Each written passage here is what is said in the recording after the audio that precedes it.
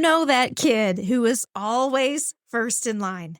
Before the teacher even says line up, they're halfway to the door, right? Eyes locked, ready to win. Or, the cafeteria milk carton athletes. One kid flips it, it lands right, and all of a sudden it becomes a full-on tournament. Half the table's chanting, somebody's filming, and you're just trying to keep the melee under control for lunch duty, so maybe you can go eat your own lunch in peace in a little while. And the weird part about these situations is that nobody really decided to compete. It just happened, right? One flip or one run becomes a hierarchy. And because schools are basically social petri dishes, this kind of competition leaks into everything else. Who's talking to who? Who has the better boyfriend? Who gets the most laughs or the most likes or the most eyes? It is absolutely constant. The scoreboard never shuts off. And the most interesting part about this is that most kids don't even realize the game they're playing. They just know what it feels like to lose. Hey, school counselor, welcome back. In this episode of our Why Do They Do That series, we're moving one layer deeper. Last episode, we talked about burn culture, how humor becomes currency and connection can become competitive. Today, we're looking at the engine underneath it all, the scoreboard brain. Why everything turns into a competition, why validation starts to matter more than learning, and why this isn't about ego, it's about wiring. So if you're ready for some straight talk, my friend, some clarity on your work, and maybe a little bit of rebellion, you're in the right place. I'm Steph Johnson, and this is the School for School Counselors podcast. So let's talk about the addiction we tend to reward. We talk about things like screen addiction all the time in schools, but maybe the real addiction that we should have our eye on, and the one that we're actually rewarding the most, is winning. Because every time they say, I'm first, every flipped milk carton, every he likes me, lights up the same dopamine circuit that drives craving. Only these also get applause. And teachers will call it motivation, parents call it drive, friends call it confidence, but strip away all of the labels and you're left with chemistry. It's like a mental scoreboard that never stops tallying. It's constantly updating who's ahead and who's falling behind. These little brains are wired to chase the next hit of you matter. And when that hit starts to depend on who's watching or who's losing, the game gets into a cycle that never ends. So let's talk about what that scoreboard brain looks like in action, because you can almost see it in real time. A student cracks a joke, everyone laughs, maybe harder than the joke deserved. And then the jokester's shoulders pull back. They have a half smile that kind of flickers across their face. And, if you listen to the last episode about burn culture, this is going to sound familiar because it's the same moment we talked about then, when humor stops being connection and becomes a form of currency. That laugh isn't just approval, it's relief, and it's actually safety. So neurologically, social approval briefly lowers threat, and it stabilizes the stress response. So essentially, that laugh is giving the nervous system a break, even if it lasts half a second. And in that time, you can almost see their body settle a little bit. Right before the chase begins again, the scoreboard lights up, they get the feedback, and they're off to the races. So roasting, bragging, little one-ups, these aren't just jokes. They're social tests. And each one is asking, am I still seen? And do I still belong? Research shows that when belonging feels uncertain, people monitor social feedback more closely, and they tend to use safer strategies like humor to try to stay included as part of the group. So if you've ever watched some of these things and thought, God, why does everything have to be a competition? Or even better, why can't they just let it go? You're not missing anything, and it's not just them. You're seeing the loop. Social approval activates the same reward systems as risk-taking. You pull the lever, you wait for the laugh, and you repeat. It's like slot machine chemistry, only the prize is laughter and affirmation. But this is where we as adults on campuses start to misread things. We think it's arrogance. Sometimes we label it attitude. Sometimes we say that they are being aggressive. But often it's anxiety dressed up as confidence, because being invisible to them hurts worse than being wrong. And you really don't even have to wait for adolescence to see this kind of competition and social approval kick into gear. Go watch a group of kindergartners line up for recess. Someone always wants to be first, and someone always yells, I got there first, even if they didn't. And if another kid beats them by even just a hair, you can practically see the world end. At this stage, it's not about social dominance. It's more about mastery and predictability. These little ones are learning that effort leads to outcomes, and that I'm first moment delivers a reward that teaches I did it right. Psychologists call this mastery motivation, the drive to solve problems, complete challenges, and feel effective. Each I did it moment releases dopamine and reinforces persistence. So early on, being first feels like competence. It's the brain saying, I have control. I can do this. But when we shift to adolescence, the feedback loop widens out. And by upper elementary, kids start noticing who's watching.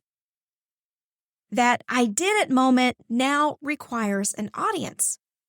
Motivation becomes social. And that's where things start to shift. Because that I did it first that they had in childhood is now evolving into I am first. I did it. I am. And that shift matters way more than we realize. By adolescence, that reward system is getting louder and louder, and then peers just turn the volume up.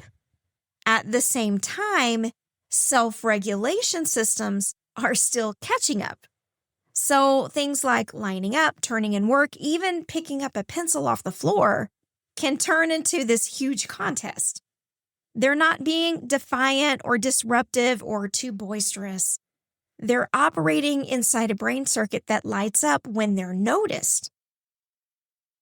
And really, the interesting thing about it is, even silent peers can change other students' behavior.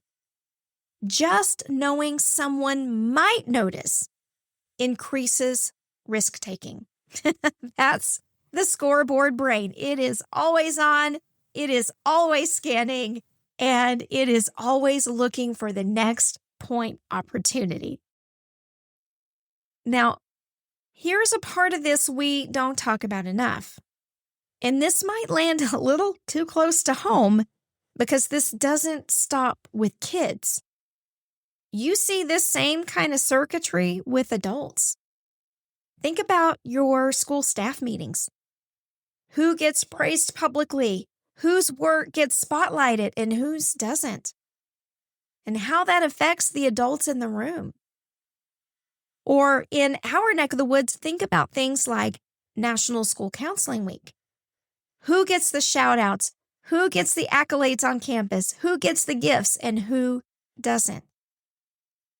National School Counseling Week just makes the scoreboard louder for us. But y'all, we're running one just like these kids are. So those quiet second guessing ourselves, the little pangs of, do I belong? Do people really still like me? The hurt feelings that show up even when you know better is not pettiness. It's human wiring that is responding to visibility and validation. In our culture, we praise healthy competition. We post leaderboards. We call the loud kids the natural leaders, often without realizing what behavior we're reinforcing when we do that. When competition shifts from mastery to performance, anxiety rises and persistence drops. Because the brain stops focusing on improvement and starts just tracking approval. And once that association sticks, the scoreboard doesn't even need to be posted anymore because kids start carrying it in their heads just like we do. And there's a cost to this that we don't always name. Because when students learn that being seen requires performance, resting starts to feel unsafe. Quiet begins to feel risky. And being neutral sort of feels like disappearing. So they start to seek to fill the silence. They manufacture moments of recognition. They create competition where none really existed, not because they love winning so much, but because losing track of the scoreboard feels like they are losing themselves. And that's not immaturity. That's actually the nervous system doing exactly what we taught it to do. So kids aren't just chasing attention, they're avoiding stillness. And that begins to shape how they move through school, how they move through relationships, and eventually how they move through adulthood. So now that we understand the cost, we need to understand what happens next. So we know, we feel it in every hallway. There's that quiet, competitive hum. There's a raised eyebrow here or there, a whispered brag, a shouted, "I was first." Those milk carton flips and shouts aren't just about being impressive or really even about winning. It's about being seen. Competition among peers isn't the enemy. It's human. The problem is what we've attached it to. Because for many students, competition isn't about growing stronger. It's just about not disappearing. And the social scoreboard becomes the proof that they exist. And when we start to look at it that way, the behavior that once looked arrogant or too aggressive or too out of control sometimes starts to look like survival. And the goal here really isn't to shut that competitive see me drive off. It's to widen the field. Being first can mean helping someone else succeed. Winning can mean recovering from a mistake. And success could be quiet and still count. You know, someday they're not going to remember who won the majority of the milk carton flips, right? But they will remember whether school felt like a place where they had to perform to belong or a place where they could just exist and still know that they matter. That's how we're going to start rewiring some of these scoreboard brains. We need to show kids that belonging doesn't require a leaderboard, that they can be still and still be significant.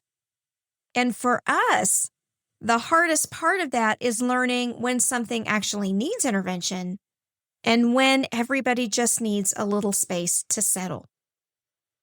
You're still going to see races to the door. You're still going to hear some roasting around. That's all normal. But when we stop calling it ego and start seeing it as wiring, and when we start to help kids find a way out of the endless scoreboard, we help them feel the difference between chasing recognition and finding meaning.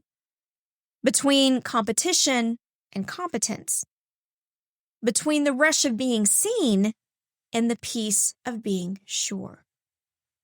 A competition isn't going to go anywhere, but we can teach kids how to compete differently. And really, that's the real rebellion in this world and culture that is obsessed with scoreboards. Now, talking about it is the easy part, but making these calls in real time is not. Some situations need a litmus test. Others, you got to go back and watch the replay, right? And run it back later and see what you missed. And most of us, frankly, were never taught how to do either one. These are the kinds of things that I wish someone had taught me how to do earlier in my school counseling career. Because a lot of times you don't need another strategy. You need a place to slow your thinking down. So if this episode left you wanting to kind of mull these ideas over just a little bit longer, I want you to know I've written a short companion piece over on Substack. I'm trying to publish a little bit over there for some deeper thinking. So this piece is not a recap of the podcast episode. If you read it, you are not going to get a regurgitation of what you heard here. It's going to be a place where this episode kind of finishes percolating a little bit. I'm going to round out my thinking about this a little more. You'll find the link to this in the show notes. But then if what you really need are people and a space where you don't constantly have to explain the context or defend your decisions, and a place where we can talk through the patterns underneath behaviors together, that's why I built the School for School Counselors Mastermind. Because it's not just another PD requirement to check off, another certificate to file away with the hundreds of others you have, or even one of those worthless online freebie workshops you see all the time. This is the space I created because I couldn't find it when I needed it. So if either one of these feels supportive to you right now, you can find links to both of them in the show notes or at schoolforschoolcounselors.com. Hey, I'm Steph Johnson. I'll be back soon with another episode of the School for School Counselors podcast. In the meantime, notice what your own scoreboard has been tracking lately. Be gentle with yourself and give yourself permission to slow it down. Take care. I'll see you soon.